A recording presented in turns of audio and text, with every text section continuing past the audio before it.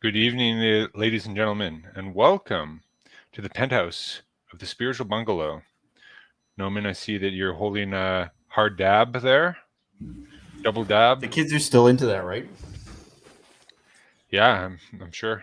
Apparently, it's a drug reference, the dab. It's like Everything's you're a drug hiding, reference. it's like you're hiding your weed or I'm something. Yeah, hiding like my you've got drugs. the What in weed your elbow here. crease? Yeah, You're elbow like crease. as Yeah, you I don't you, know. you It like has. squeeze it into your elbow crease as you go through like airport security, and they're like, "Oh, well, he must not have any drugs in his elbows." But I think like the idea of like a dab is you take like a dab of drugs or something and you do I something with thought it, I thought that some you took a druggy dab thing. of like I thought dab was like chewing tobacco. Yeah, like chewing tobacco. Yeah, like take a dab and you put it in your lip. Of snus if you're a Swede like me. My great grandfather used snus every day, and he died at 92 when he was out like camping in a tent. Just had a stroke. That's right. So be careful. Use snus. Your health is so important. Eat It's very lettuce and important. cry every day. That's the message of everyone. It's the message for everyone. Message for everyone. Yeah. You can only eat By romaine everyone. lettuce and have to be miserable. Yes. So there's not very much news. There's a lot of June related things happening that are undesirable, but they don't have to do with the Sacred Heart of our Lord. But there's some things that are okay. Like here, Pope Francis is telling people, don't treat others as objects. Treat them with dignity. I don't know how dignified this is, though, like for them to be holding hands while they're kind of parading around the Vatican. It just is. Oh, there's Cardinal Parolin. He's signing some document while the youths Don't are. do bad things. Do the good things. It's sponsored by the Fratelli Tutti Foundation. Wow. Really tooty, fresh and fruity. Yeah. Anyway, the Pope is addressing him from the hospital since he's been sick. God bless him. Maybe cured quickly. But then he's like quoting himself again, like he likes to do. In the encyclical Fratelli Tutti, I wrote, fraternity necessarily calls for something greater, which in turn enhances freedom and equality. Since the one who sees the other as brother or sister sees in him or her a face, not a number. Cool. Wow. Straight from the fortune cookie. I mean, it's one step removed from like wetness is the essence of moisture and moisture is the essence of beauty. Like, don't be a couch potato. Don't be a couch potato. There's a nice Eucharistic procession that they had though. Like this looks like there's some nice photos there. Yeah, see, they're doing some good Catholic stuff too. They've got the Swiss Guards out there. Bishop Joseph Clemens, I don't know who that is. There's some nice junipers there. This look nice. That's a nice monstrance. It's a beautiful monstrance. Oh, young priest who's persisting in the Blessed Sacrament. There we go. What more do you want, James? Why are you such a disheveled traddy when tradition is clearly alive in the church? Yeah.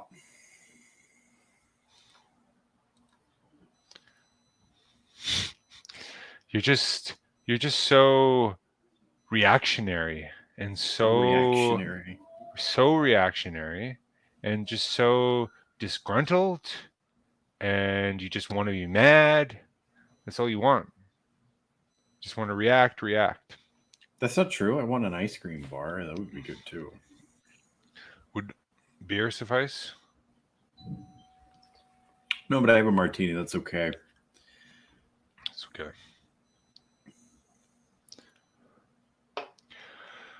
So the topic for today is about sincerity and dissimilitude. So I think that we do have like sort of a mean between dissimilitude and ardent sincerity, but I just kind of wanted to chart out the mean, in that virtue. And I think that some of it has to do with obviously has to do with circumstance and state in life. Like, I mean, I think you would probably want to be a little bit less sincere if your job is to be sort of, I don't know, a spy or something like that. You might want to have a higher level of dissimilitude. Whereas if you're like a camp counselor or something, you might want to be a little bit more sincere. You're working with kids. I mean, it depends on what you mean by sincerity. If you're working with kids, obviously, like you have to instruct them, and well, yeah, and you don't want to, and you don't, and even in there, you don't want to necessarily. You don't want to be fake. Always, you don't want to be a fake person, but there's a whole pile of things that you don't tell the kids. Well, that's true. Yes. You know, if there's a noise unless you want to scare them, if there's a noise in the forest, you don't say, "Yeah, it could be a grizzly bear coming to kill someone." It could be. I mean, that would be the honest. But it could be. It very well could be. But maybe don't say that out loud. Unless there's an annoying kid who won't stop talking, and then you say, there might be a grizzly bear in the woods, and the sound of your voice is going to attract him, and he's going to come and he's going to maul you to death.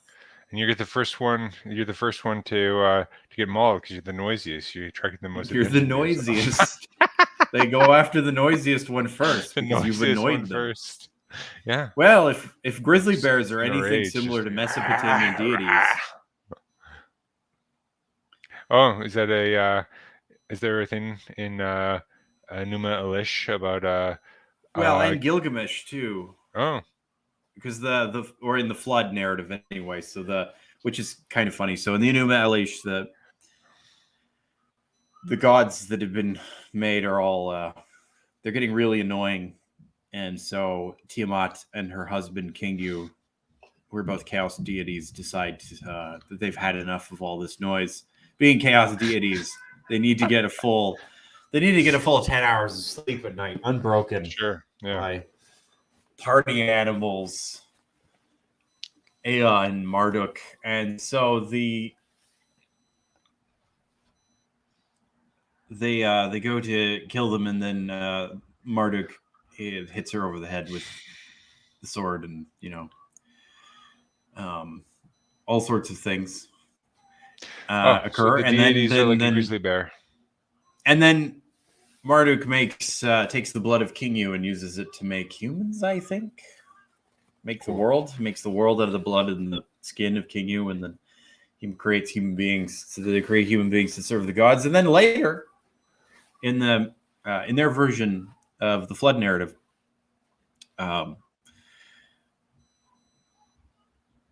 think it's I think the gods are annoyed that the humans are too noisy, which is ironic. Like, those darn humans are partying so much down there, and it's interrupting my full 10-hour sleep. It's sort of like when you're a kid and you're like, this is like when you're a kid and you're like, old people, boring, and now that I'm an old, boring person and I see children running around screaming, I sometimes think, couldn't you shut up? Can you imagine getting 10 hours of sleep every night? It'd be fantastic. Yeah, I don't know. Like, I mean, I don't know if it just seems so. Yeah, I couldn't really imagine it just like that consistently. Like, I get 10 hours of sleep. I like that. You couldn't imagine it. You're like, I can imagine a gold mountain. I can imagine a 7-headed dragon. What about 10 hours of sleep? Oh. It's like the snake eating its own tail. You just like. Well, I just like I'm starts to like break your mind. I'm such a light sleeper. I mean, it's just because I get up usually about, like at least usually about 10 times a night.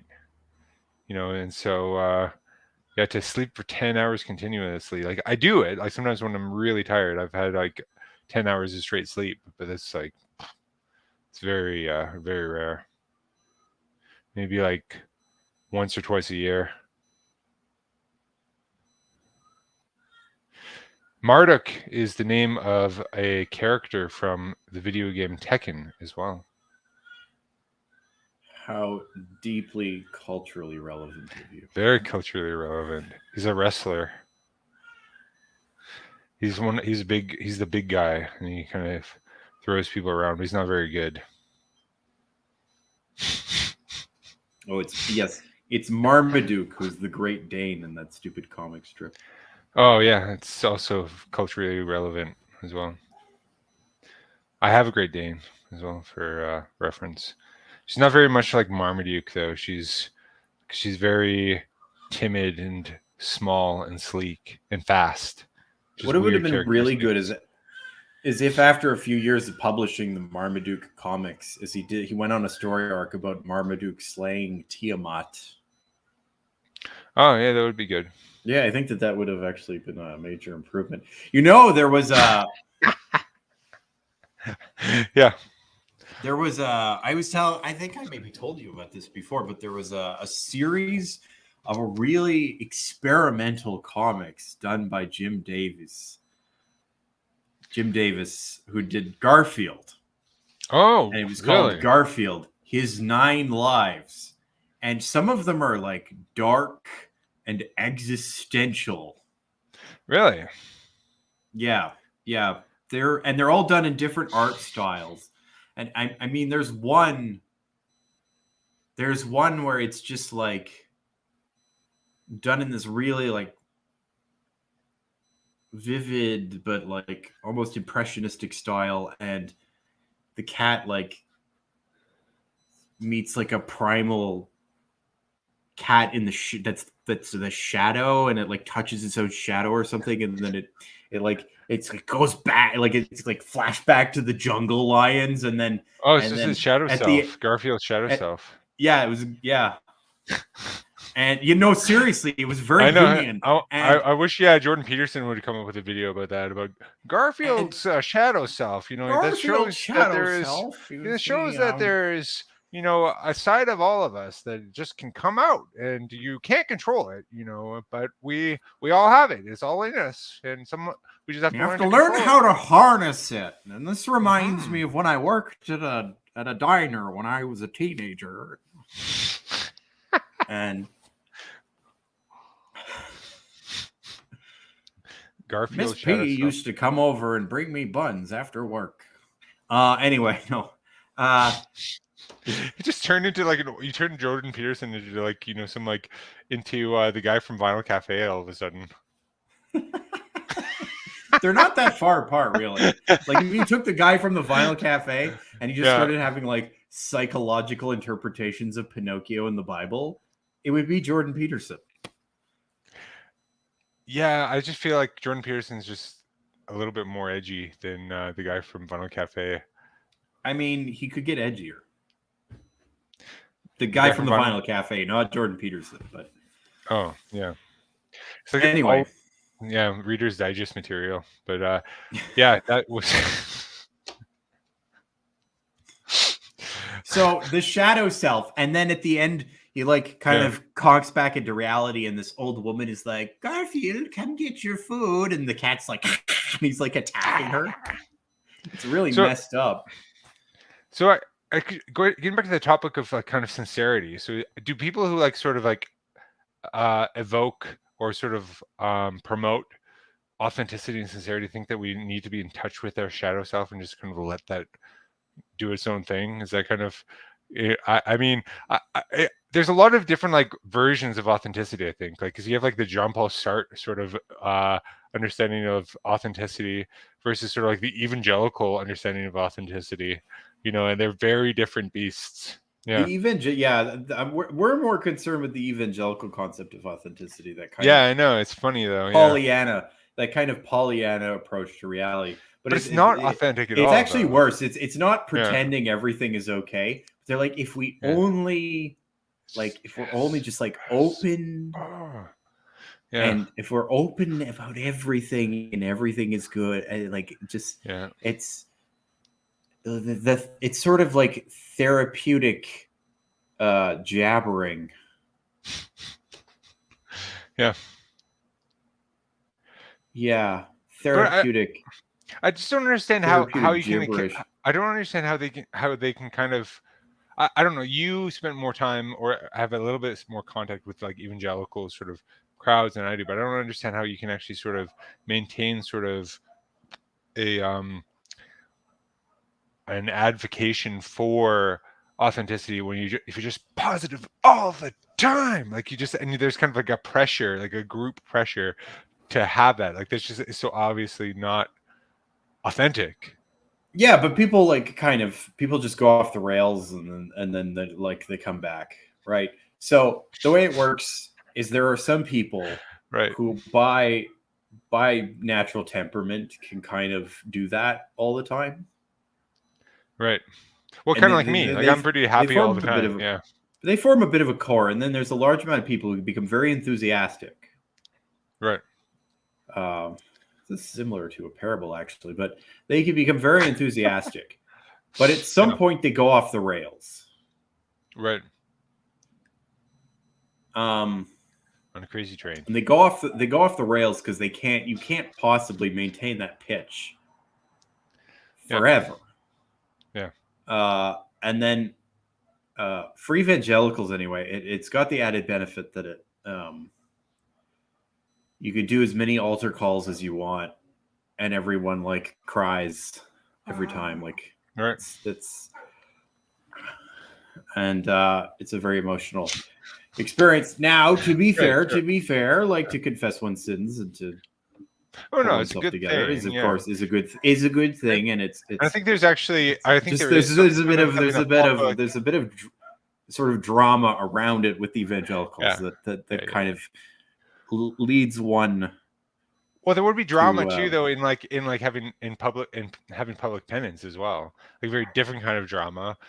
Like with that famous example of the sinner who professed, all of his iniquity and then did, his kind of penance for 20 years in front of everyone. Like, do you know the example that I'm talking about? It's, I think it might be in Eusebius, and it was, he had this like, but everyone was just like amazed by this because it's this like very sort of um,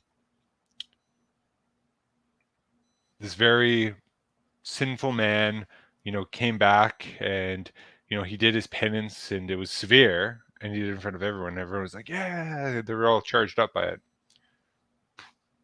So yeah. Well, I mean, there's a I'm sure there's difference more. between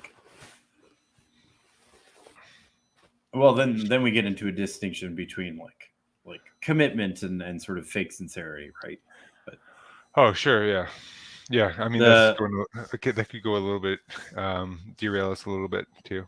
But right, but we both knew someone who was kind of they would be like all enthusiastic, and then they would go on like sort of like a binge cycle of things that they weren't supposed to do, and then they would be all enthusiastic and go on a binge cycle of the things they weren't supposed to do, and they go all enthusiastic. And I think there's a large number of evangelicals who kind of fall into that cycle.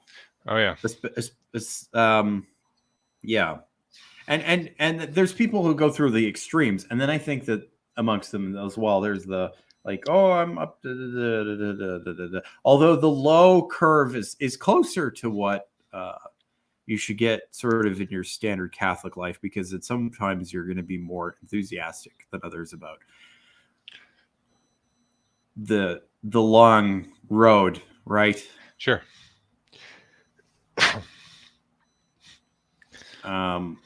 But the main distinction being, of course, is that unlike for Luther, traditional Catholic teaching, one doesn't base one's notion of life and salvation off of the feels. Yeah, it is really bizarre. I mean, that's really what he did. I mean, I was like it wasn't even I mean, it's because I guess he had this idea that you had to be sort of convinced of what your faith is in order to actually have faith, and the being convinced is what saved you. But it comes from God. It's not yours at all, even though we can obviously, manipulate our emotions. But we see this. well, I mean, we do see this in kind of like the American sort of Catholic Church in general, which kind of leads me, especially kind of like in more sort of mainstream iterations. And I kind of wanted to show you kind of a clip to sort of demonstrate this sort of gushing sort of sincerity. And yeah, so here we go. So this is, and it's a great message and stuff, but it's a little bit much, in my opinion. Okay, so here we go. I love to eat. One of my wife's homemade pasta dishes, or soups, or her cappuccino cheesecake. I mean, at the end of a meal, I'm sad. I'm licking every little last crumb off the plate because I don't want this to end. And right there, we discover the longing for something infinite. We want the feast never to end. Why then does the church ask us to fast? that was so much feeling. It's a lot of feeling, man. He's got the feels. That was a lot. That was very expressive. Oh, yeah, like yeah. that. There you go. Yeah, it's the gushing sincerity. It's just right out there. Well, there's a song. There's a song very appropriate for this occasion. Yeah. What a feeling, do do no no, beings believing, do do no no. I can't have it all now. I'm dancing for my life. Take your passion, do do no no no, make it happen. It's not a good idea. Concupiscence and your desires ruin your life. Yeah, what a feeling. Okay.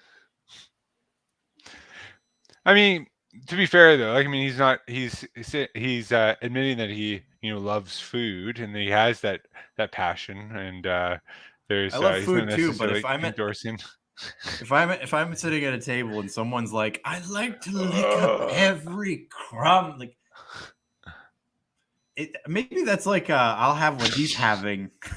Like whatever you serve that guy, I'll take it. Like you really sold his wife's cooking there. Yeah, like he did. Yeah, absolutely. Yeah. It's like, is she like putting like what's she What? putting in there? I don't know. Adderall. This is so good. So good.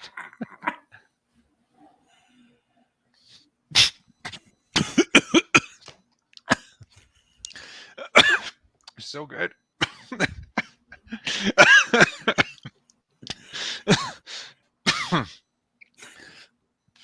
Oh, Classy.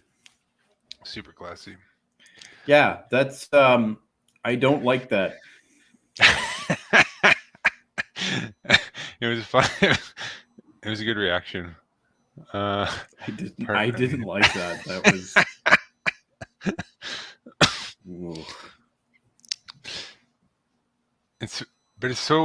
it's American, James. It's sort of the it's what well, I mean, what a feeling, what if Yeah, I mean, what's the worst thing that could happen though? Like, I mean, some people get grossed out because not everyone is attracted to that sort of personality, but some people like it. Some people are like, oh yeah, this guy's like, he's really sincere, but yeah, I don't know. They shouldn't like that. Is it just they shouldn't okay, like can you actually formulate a moral statement that's true? Can you formulate sort of like some sort of rationale sort of behind your prejudice there? Oh, we're frozen here. Yeah, it's I mean, it's not Speaking of human dignity, that's not a dignified way to talk about That is something. I true. don't know. Like Yeah. it's really Yeah. this.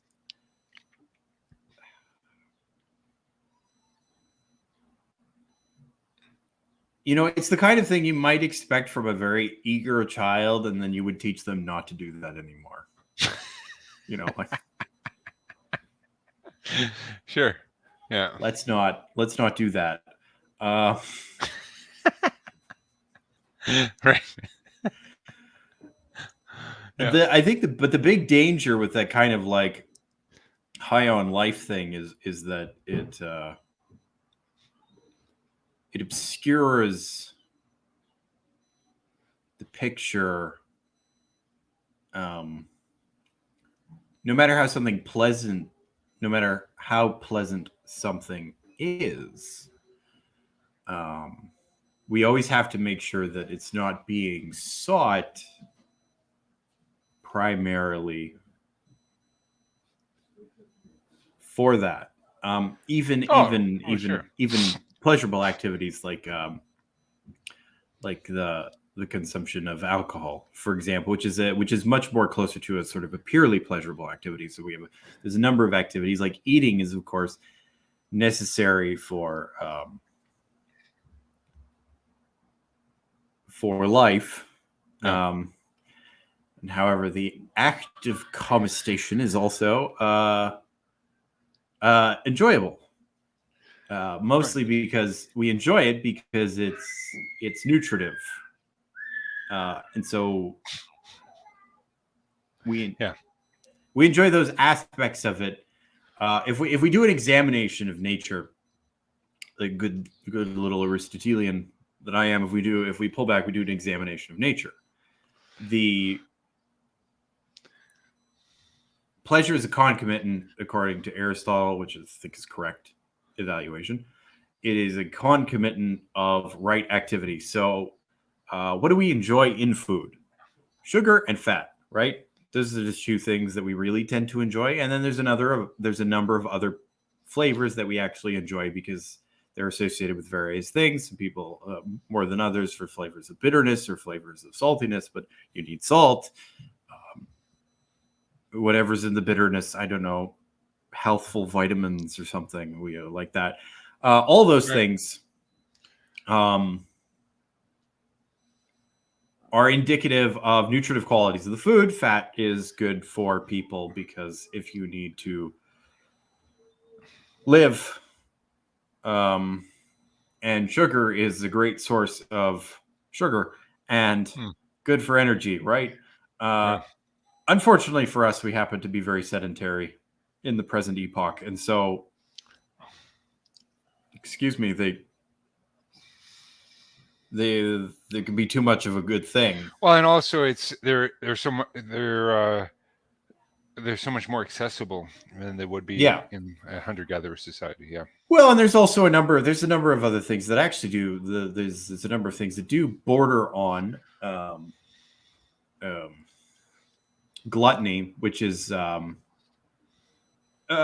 maybe to a venial level, but the fact that we manufacture them is kind of gross. Like a number of artificial foods and dyes and flavors that have no nutritive qualities whatsoever and are actually like orange cheese. Well, not only do they not have nutritive qualities, but they may actually be, injurious to people's health, right? Oh, sure. Like seed oil. So the consumption of that would actually be a kind of gluttony, a very low level of gluttony, but a kind of gluttony, right? Well, I wonder I guess the production would be more like avarice, a sin of avarice than a sin of gluttony, because you're not actually consuming the food that you're producing, but you're just trying to make money off of it. But if one has the knowledge that something is unhealthy and the capacity to avoid eating it, right, the means to eat correct food, then it is actually kind of a form of gluttony. This is not professional theological advice. However, in my opinion, as a mere philosopher, it would count as a kind of a vice of gluttony.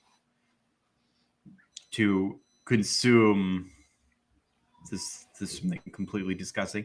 But if we have something, let's say, more like alcohol. Let's talk about alcohol for a second. So, alcohol is Crack a new beer. more of a purely pleasurable consumption of a product, right? So, well, it depends on the end for which you're doing it as well. If you're doing it to get drunk, well, that's obviously sinful. If you're doing it to relax, it's a relaxant. That's good. If you're doing it because you enjoy the taste. I mean, of course, one doesn't just like drink wine just because they like the taste. They also like the effect of a relaxant. And if we follow further down, a relaxant such as alcohol, the consumption of it can be productive intellectually. Sure. Right? So you can have it can help one to recreate, and if you're having a conversation or some sort of gathering of people, it can aid in the sort of social lubrication, and so you can get much more out of the gathering of people, which is a higher good than a mere like physical pleasure. And so the physical pleasure, the taste, and the pleasantness of the consumption that attends to it isn't the projected end, and so it's important not to confuse it. And that's one of the problems with foodies. That's one of the problems with foodies. I think we are getting a little bit too hung up on the food thing, though, because we're talking more about. I will get there. I will get there. Okay. All right. Yeah. The same thing with the problem with foodies is that they're like really into the food. No, but the point of like the meal is also the company, and sure, yeah, the entire the nutrition obviously and the company, and then the good food is kind of to sort of gild the frame of the experience.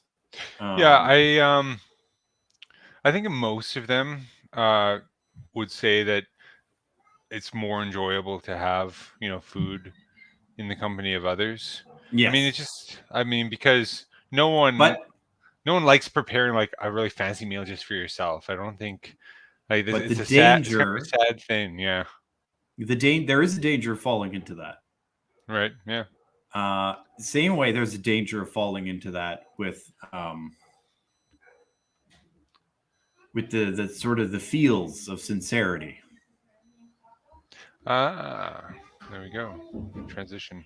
And so there needs to be an end in mind, and then that will tell you the mean that you're supposed to take with respect to sincerity. What you like, the presentation of sincerity. Like obviously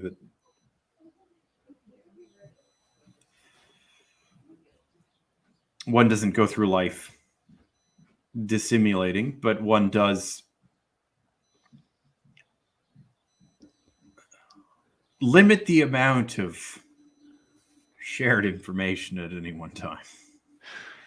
Yeah, I guess like the extreme opposite wouldn't necessarily be someone who's deceitful, because I was thinking it's like, oh, maybe it's sort of like the opposite would be like sort of Iago's, who said, famously says like, I am not what I am. But I think the opposite of that would be someone who's just sort of like, who's really sort of like cool, who sort of doesn't react to anything, sort of just like really just intentionally sort of puts on sort of a level-headed facade in order to sort of appear as sort of being disaffected. The Stoic sage. Yeah, a Stoic sage, or someone who's the Petersonian Stoic sage. Well, but he's quite expressive, though. He's not. No. But I mean, there's all sorts of neo-Stoics running around in the now. Petersonian sense. No, but I think like the cool. I think they all start off. Yeah, but the cool facade, I think, is kind of the opposite of that. Because it's just like, oh yeah, it's good. It's okay. Yeah, just yeah. Sure. I don't know. There's, or you could also try, that's one sort of cultural iteration. You could also be like sort of try to be very sort of pretentious and disaffected in that sort of way as well. Yeah, like the stereotype of English phlegm. Sure. Yeah. That kind of a disinterest in.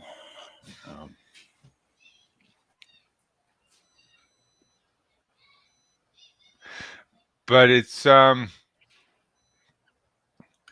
don't know. Is which is closer to the mean though? Do you think that's the big question for virtue? Well, it's certainly less distressing to your fellow man if you're a little bit more reticent. Yeah, I suppose so. I guess there's a cultural context to that as well, though, because Americans do tend to be sort of like more sort of free with their emotions on a superficial level, because they're actually a lot slower to become close to people. But that's kind of like, but it's kind of culturally accepted in American society to sort of be more kind of gushing. To a certain level, right? Like even then in Canada, like in Canada, it's we can be enthusiastic and talk about the hockey game, but we don't really sort of just like get really animated about it and just like, oh wow, just like, yeah, no, it's just we don't do that. You have to sort of, there's a little bit more conformity in our expression that way, or a little bit less enthusiasm, I suppose. Yeah. Exterior enthusiasm. Yeah.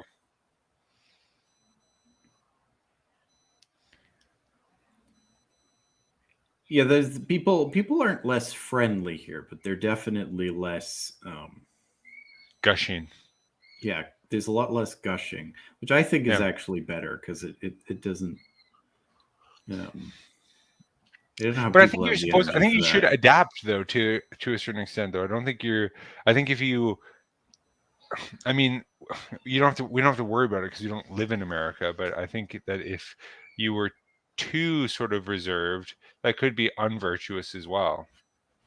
You have to kind of like, you do have to, like, you don't have to follow exactly what the culture is doing, but you do have to sort of like measure your behavior to an extent to what's sort of the norm of the place that you're living. Well, I don't have it laid out, but I have a bit of a hunch, and I have the hunch that I have right now is that gushing is actually related to a kind of disorder. No, seriously. Sure. Yeah. I make fun of Americans all the time, but that it's actually like related to a kind of. I'm being Right. serious now. That it's actually related to a kind of. Like I was saying with the gluttony, that there needs to be a proper end to which the thing is ordered, and if the experience is pleasant, that end can take the place of the other end. Mm. And it's going back to what we're talking about with evangelicals. Some of them just show up for the feelings, man.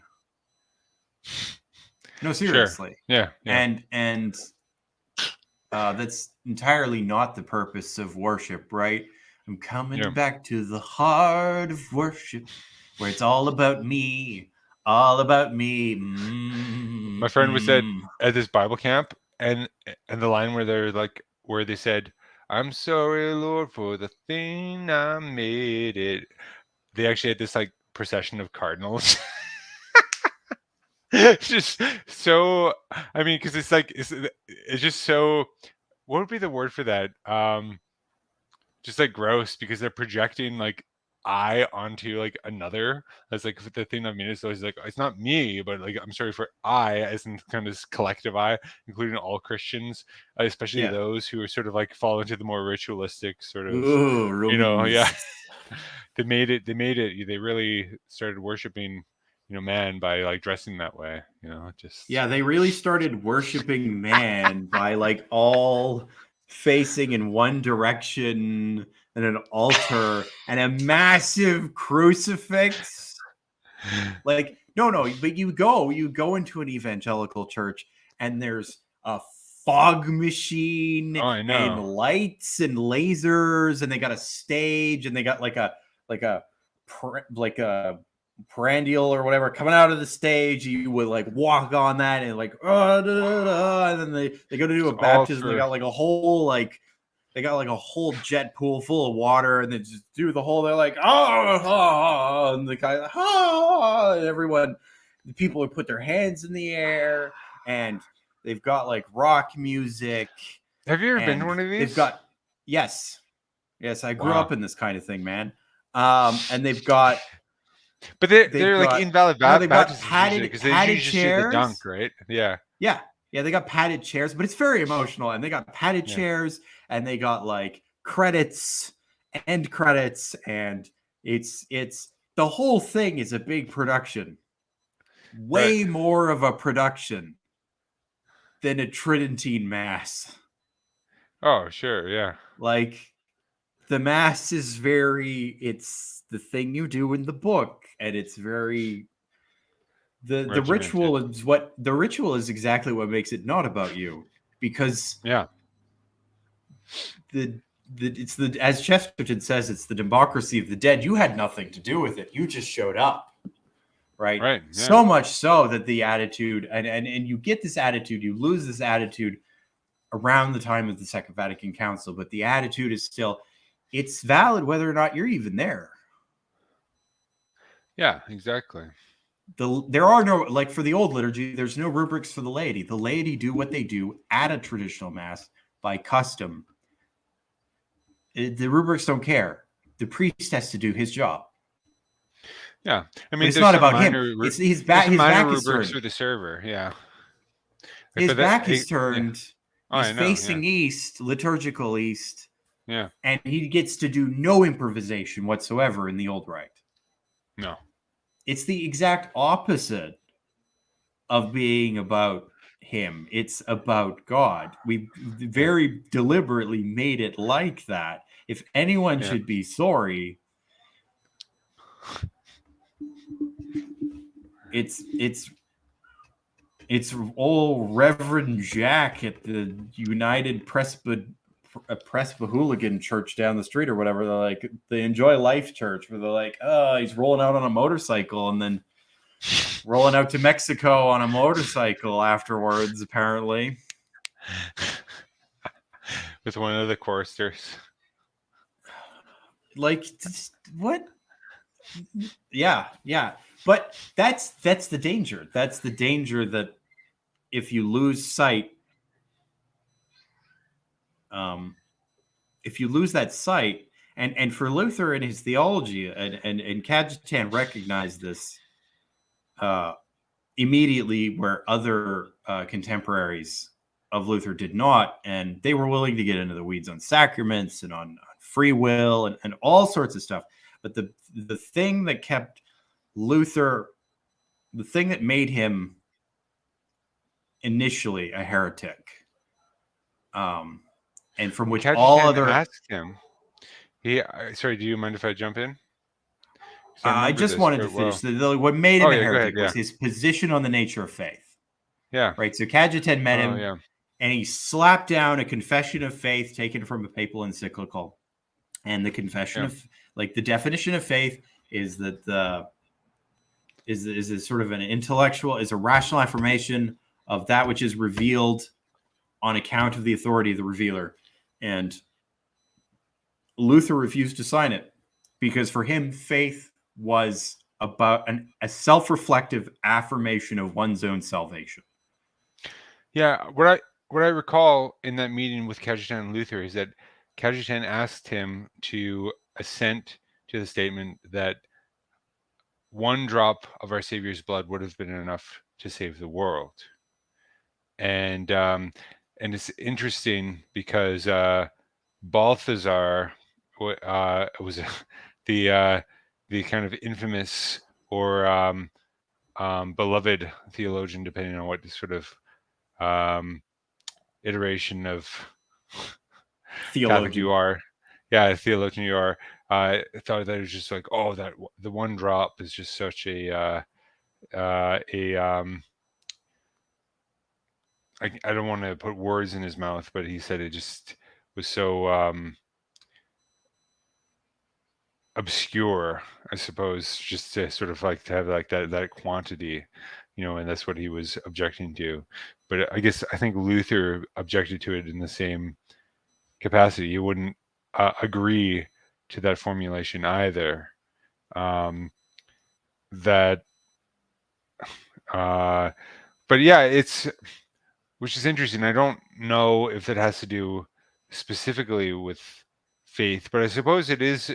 It's even though Luther like kind of like is supposed to be kind of the opposite of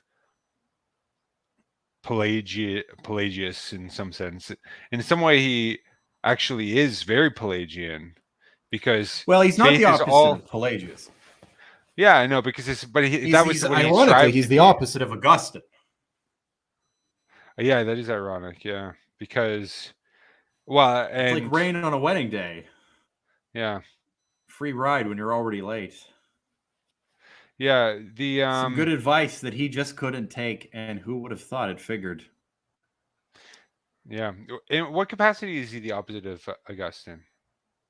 I mean, in almost every almost every way. Actually, it's really funny. He sort of claims the claim is Augustinus Totus Noster. That's actually Calvin, but that's the claim. But he's really quite the opposite of him. The faith is for Augustine the traditional Catholic formulation of faith, and Sure, but why would he be more opposed to Augustine than a more the angelic doctor or something? well, Why because specifically Augustine? Saint Thomas is an Augustinian, Well, sure, yeah, like thoroughly Augustinian. yeah. It's derived from that definition of faith because that definition of faith changes everything. It changes Right. By that definition of faith, you could reject everything that's been revealed because it's about your own internal condition, your belief in your salvation.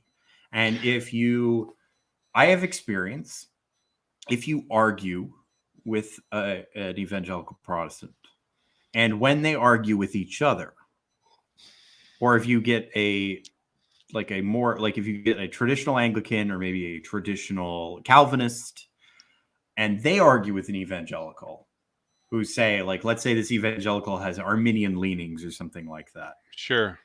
Arminius would be like your sort of Pelagius. The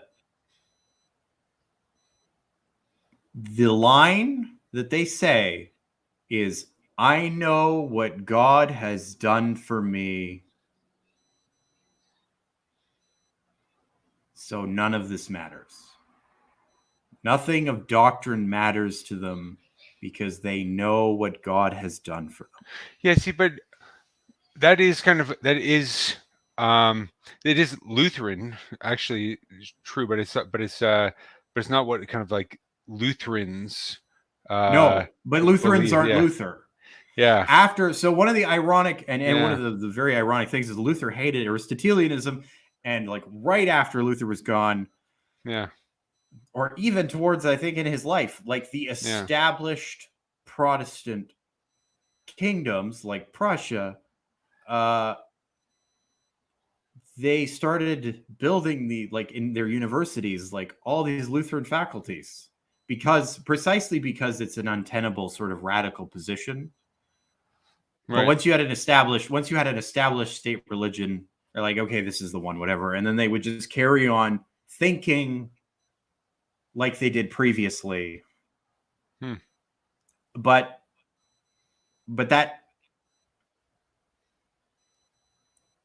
those concepts still sit underneath, and they rot Western civilization.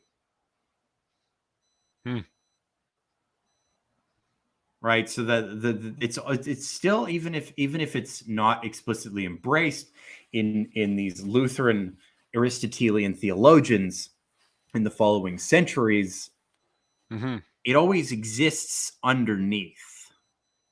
Sure. right? Yeah.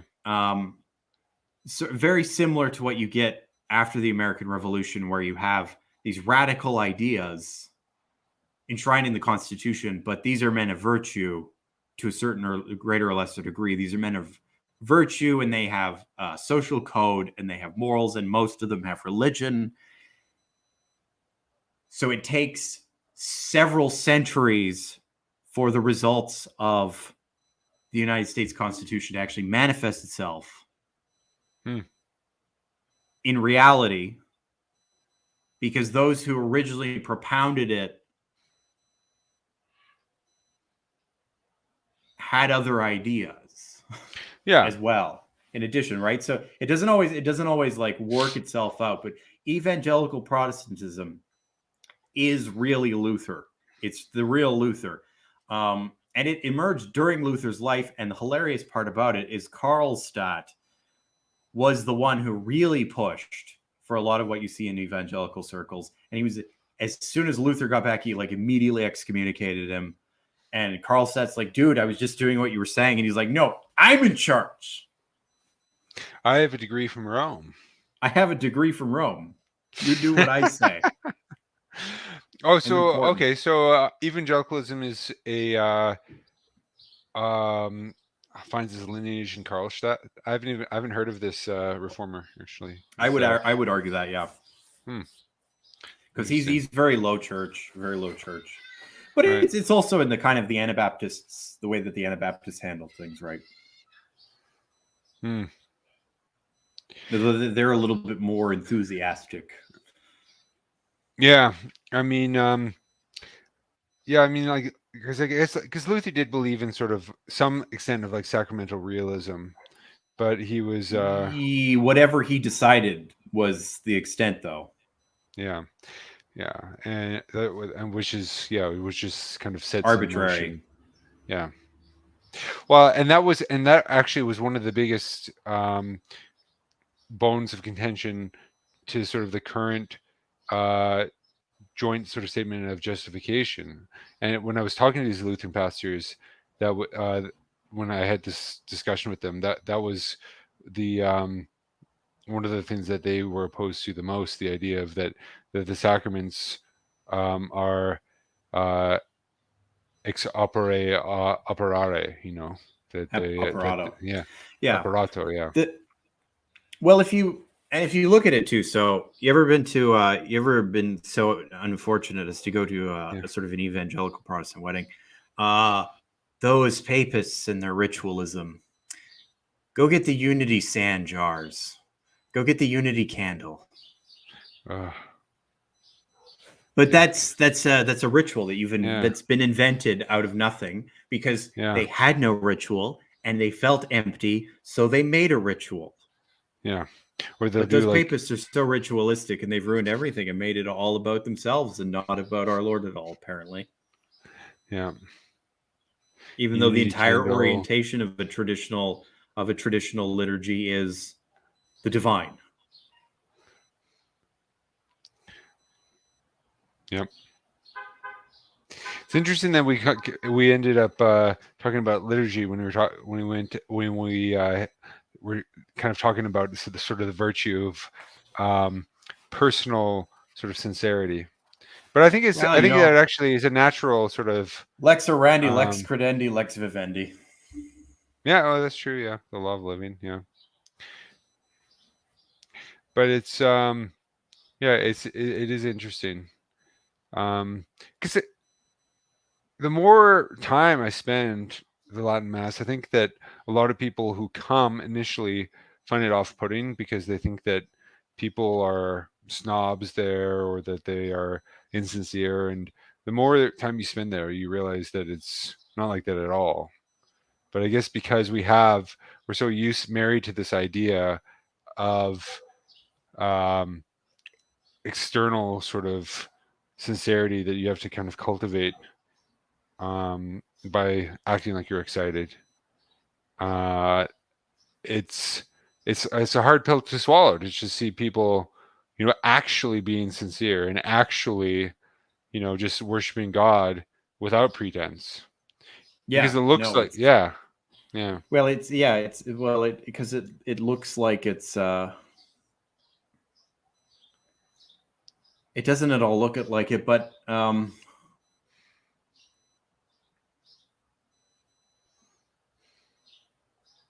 I mean, it takes a good deal of work to conform yourself to something external, but it takes almost no work to just be spontaneous and gush and throw out all this gibberish. And to return to the angelic doctor, it takes to say something in one sentence takes much more work than to say it in an entire book and still not get to the point.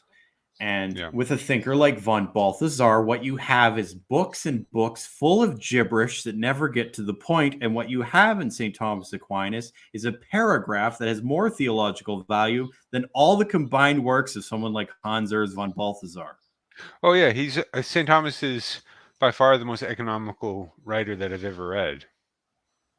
But when there's points where he talks, where he gets a little bit mystical in his writings, especially in the Summa. And he says something deeply profound. And that one sentence is worth more than all of these silly, contemporary theologians in their books. Formulations, yeah. You could sit there with that sentence and think about it for a year and have fruitful meditations on it. Oh, yeah. I mean, I've been reading question 12 of the Prima Pars, and you could just read that over and over again, and you could never really exhaust it.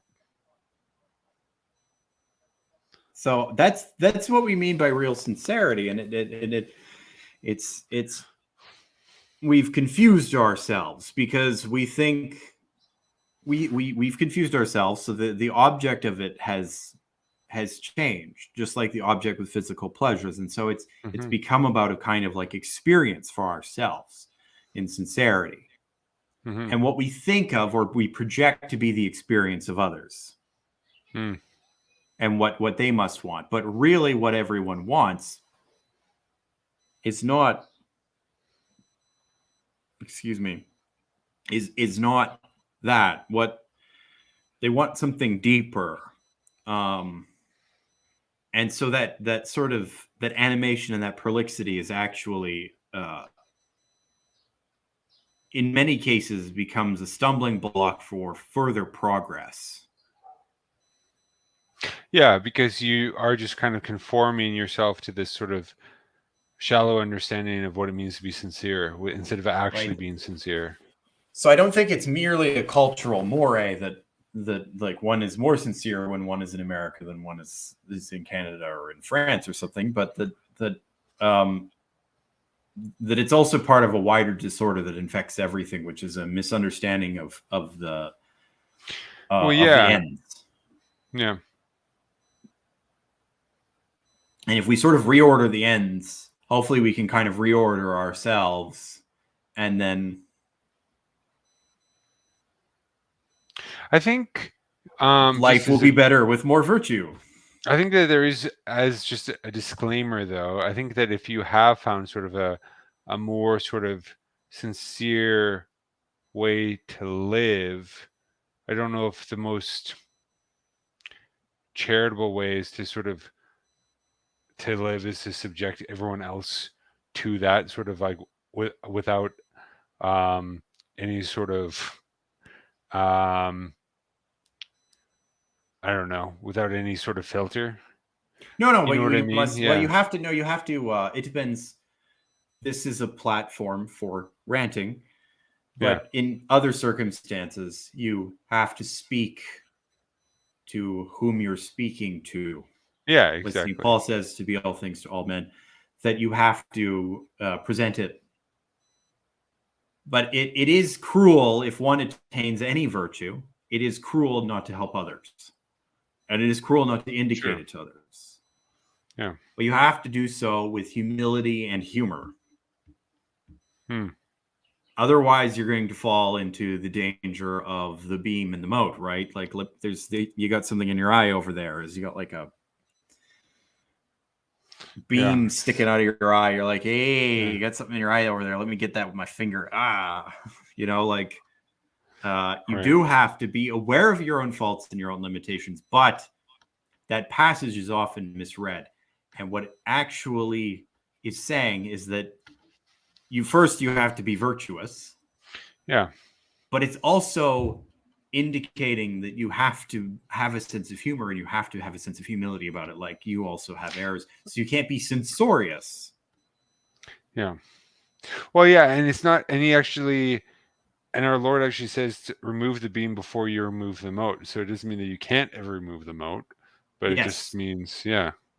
Yeah. So if Yeah. one has found a very nice, like a deeper sincerity as well, and a deeper sincerity will be more enjoyable than any amount of fake sincerity, right? Oh, of Because course. it's as I was talking about before, I'm a good literal Aristotelian, and so I think that pleasure follows from nature, and so Sure. if the Yeah. order is correct in nature, the thing will be maximally enjoyable. Right. Well, Yeah. if one is Yeah. Go. Sorry. correctly Good. Yeah. sincere, Yeah. sorry, No. No. Keep going. yeah, I'll if save one is that for later. correctly sincere, Yeah. then the enjoyment derived from it will be much better than all of the baskets full of fake sincerity, right? And so, like, wouldn't you want Yeah. everyone else to experience that as well? Oh, yeah. Of course. Yeah. Yeah. So, but you would like come along, and you would. It's if you enjoy, for example, if you enjoy hiking in the woods, which is a very pleasant activity, Mm-hmm. um, and you've gotten up to such a pitch of physical excellence that you could just go Yeah. on like 3-day hikes, whatever. You're backpacking. You're out in the middle of nowhere in the mountains, right? And then you Yeah. got a friend who's like out of shape and obese, and you Yeah. want them to enjoy hiking in the woods. You don't take them on the Death March trail for a 3-day hike. Yeah. No. Because they're only going to, because they're not conditioned for it, they're only going to experience the deep unpleasantness. Yeah. So you do have to introduce people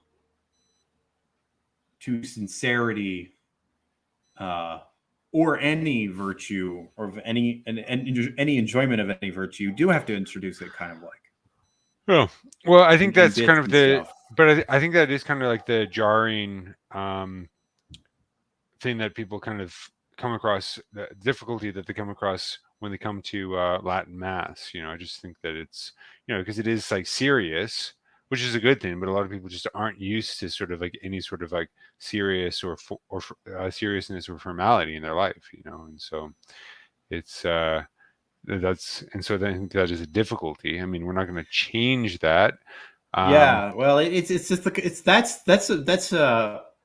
a hurdle, Yeah. and it's a hurdle that I think really just has to rely on grace.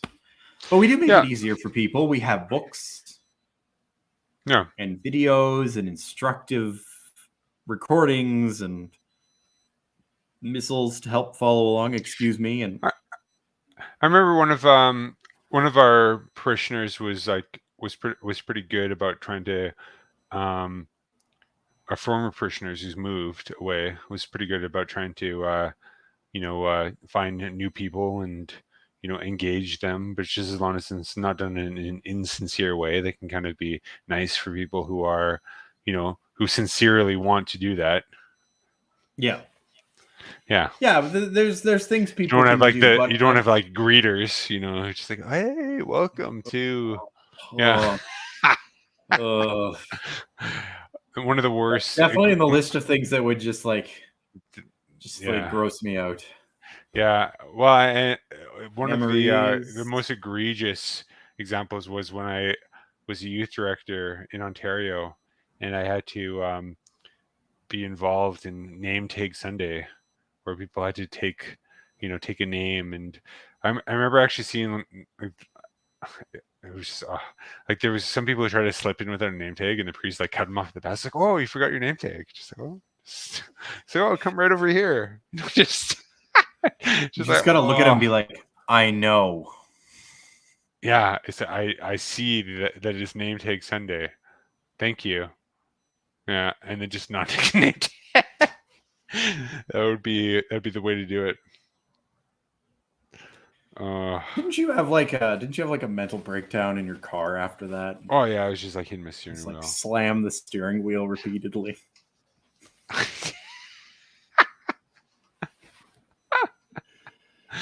Yeah, it was pretty bad.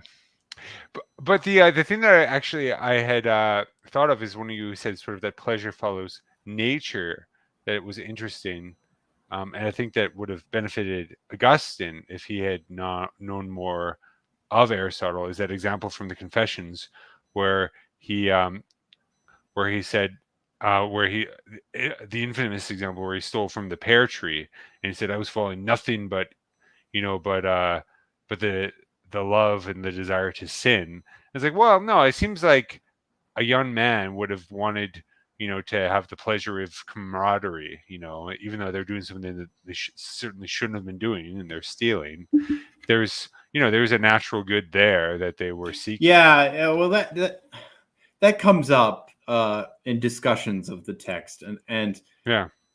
so the thing that Augustine is that Thomas Aquinas is not, Yeah. is a late antique classical rhetorician. Right. And so what you have in the Confessions and a lot of Augustine's works is rhetoric. Mm. And if you read contemporary rhetoricians in Greek and Latin, if you read these guys who are in the second sophistic period of rhetoric, if you've studied like Cicero's rhetoric and Quintilian's education on rhetoric and sort of these, it makes it a bit easier to read Augustine, because he's being rhetorical. He has a purpose in mind. Well, sure. I mean, I don't think that he's I do realize the purpose is that he is kind of saying that it's kind of as far removed from sort of like that particular act was as far removed from any sort of seeking of like a good, that legitimate good that he had Well, done. the contrast, and I think that's the true, contrast yeah. is that he doesn't really like these people that he's doing it with, Right, yeah, but he's interesting, doing yeah. it for peer pressure anyway. Yeah. Right. So what you have there is one of your classic. Well, he's a Platonist. Your classic Platonic aporia. What is going on here, right? You've got it's and many of the dialogues of Plato end in this is a sort of aporia, like, I don't know, but we investigated it, so we have a bit of a better idea of what's going on, but we don't really know. So there's a kind of a question, like, why did I do this if I didn't like them? Oh, yeah, that's interesting, yeah. And that's sort of where the Was it sin? Was it just like sheer sin? Mm-hmm. Yeah, but I mean, I don't know if Augustine's purpose in that work is to be rhetorical per se, because it doesn't seem like it's not an oration. Like, I mean, it seems like No. I mean, because we do, yeah. It's not an oration per se, but it is what it Yeah. is a book that's supposed to speak to the heart, especially to the heart Yeah. of converts, people who convert, people who turn away from faithlessness. It's supposed to, and it's supposed to be a bit of a philosophical work, but not in like the thorough sense of like of St. Thomas's works, but in a more like sense of proposing. It's a meditative work. It's to propose things for you to ponder upon, and that's Right. why the last 3 chapters are about like time and memory and eternity and creation. Yeah. Like, I love those chapters. Yeah. It just goes like it after chapter 9. It just goes into space. Yeah. Well, but it suits so well because, of course, like the death of his mother would, lead to those sort of, those reveries, because because he has the desire that's embedded in him to follow. Well, Yeah. and part of the book though is the desire to bring bring the reader along with him on his own internal journey. So what he's doing is he's narrating his own internal journey. Here's the thing: when you're a trained rhetorician, you spend your whole life studying rhetoric. You tend to think in the categories in which you studied, right? Right. If you become an Aristotelian, you start talking about Aristotelianism with your wife while you're doing the dishes. Like Right. you make jokes about how your cat is a bundle of accidents without an essence, which is a dumb philosophy joke for people who have spent their whole lives reading philosophy. Right. So when you're a rhetorician, you use bombastic language. It's fine. Just people need to keep that in mind when they're reading Augustine. Yeah.